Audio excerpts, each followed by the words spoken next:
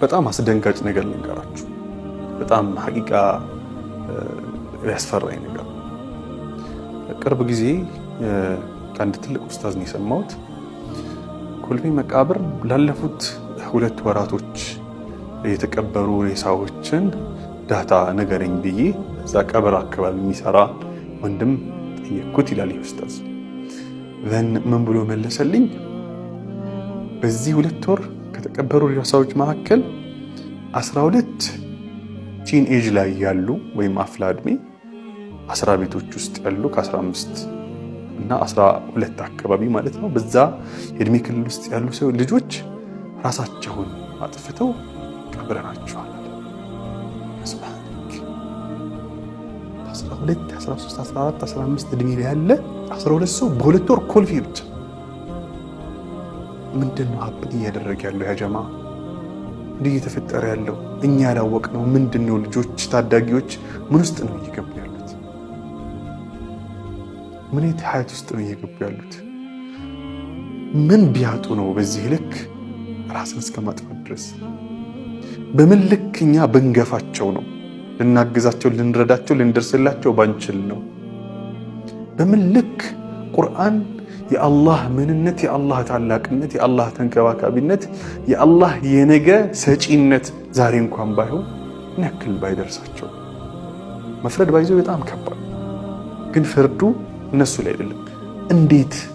እንዴት እያለን እንዴት ማህበረሰቡ እያለ እንዴት ቤተሰብ እያለ እንዴት ጓደኛ እያለ ምን አይነት ሶሳይቲ ነው እየተፈጠረ ያለው? ሐቂቃ በጣም የደነገጥኩት ወላሂ አርአያ ነው መሆን ያለብን ለታናናሾቻችን።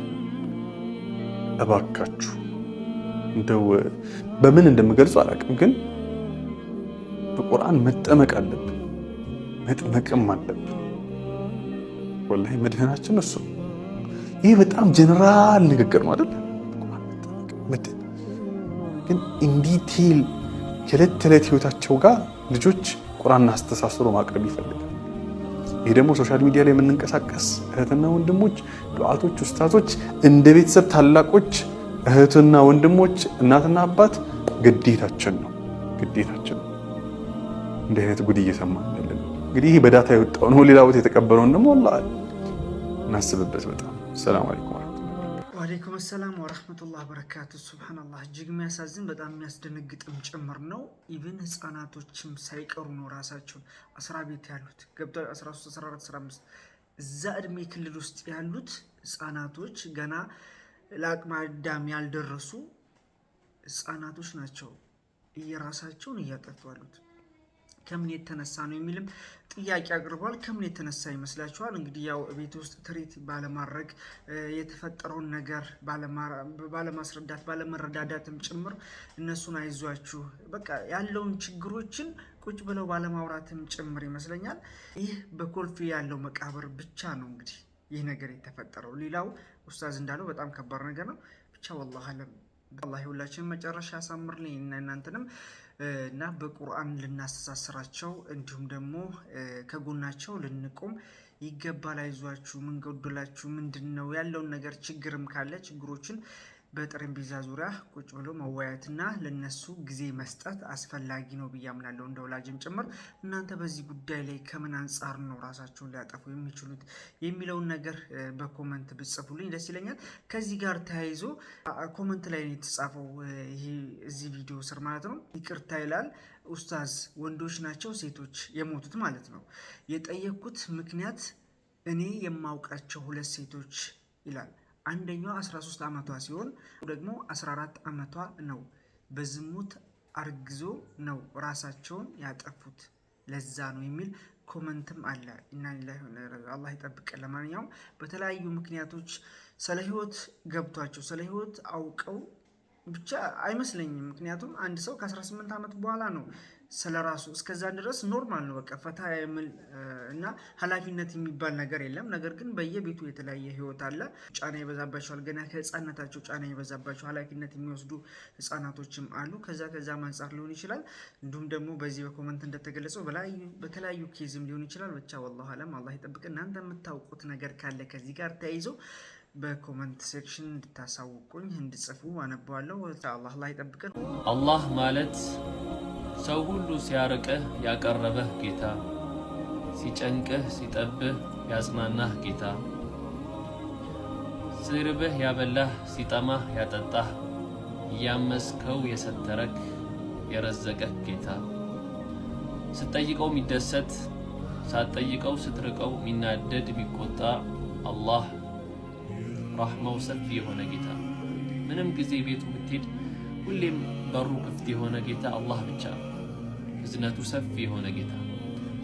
አላህ ይስአል አላህ ይጠይቃል በቁርአን ውስጥ ቢሊሳን ኢብራሂም ዓለይሂ ሰላም ፈማ ظنكم برب العالمين በአላህ ላይ ያላችሁ ግምት፣ በአላህ ላይ ያላችሁ እይታ፣ በአላህ ላይ ያላችሁ ጥርጣሬ እንዴት ነው?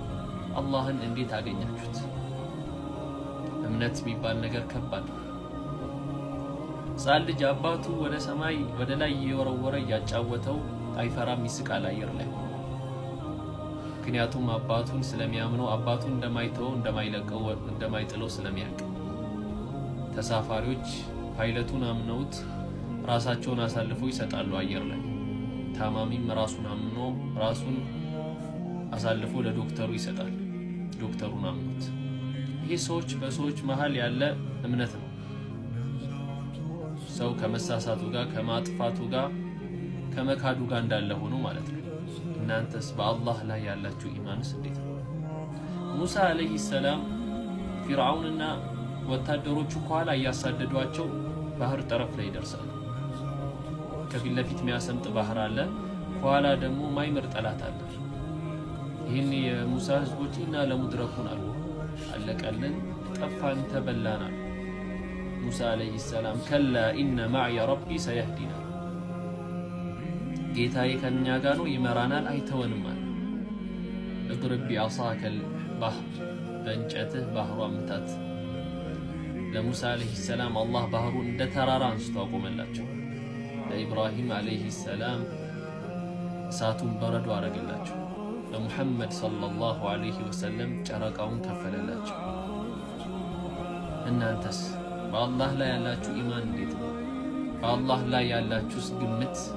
ፈማ ظنكم برب العالمين በዓለማቱ ጌታ በአላህ ላይ ያላችሁ ግምት፣ በአላህ ላይ ያላችሁ እይታ እንዴት ነው?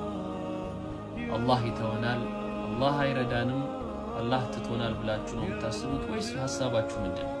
فمن شرح الله صدره للإسلام فهو على نور من ربه